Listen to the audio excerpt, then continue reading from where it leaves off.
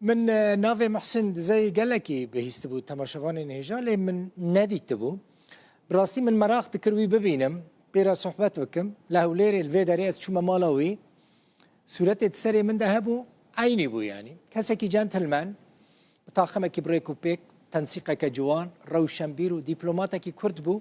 در کت پیش بری من جخوا او کره بنمالا که کرد یا مزنه او آگاداری روش حمو کردستانی بو بویر حمود بیراوی دابون تشتک جبیر نکره بو گوت دل بخوین روزنامه‌وانه کی زیرکی کیف همون گلکی هات براستیم هول دا بکرمانجیل گل من باقفه کرمانجی بیجی باش بو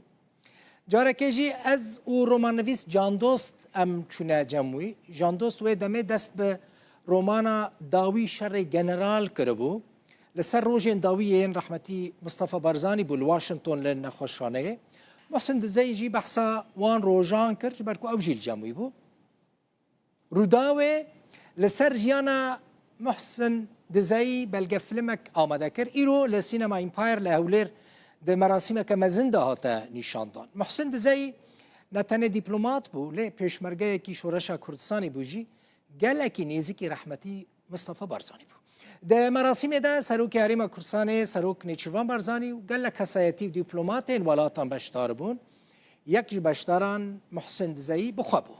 ده بلگه فیلم ده بحثا جیان و خباطوی تکرن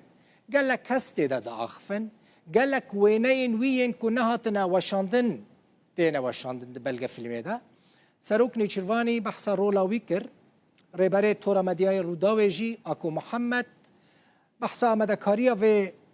بلگه فیلمه و گرینگی آوه کر کره محسن دزایی شیروان دزایی جی ده مراسم ده آخافتنک پیشکش کر بهتری 6 ماهان کار لسر و دوکومنته هاتیه کرن و سیروان رحیم جی پرودوسریا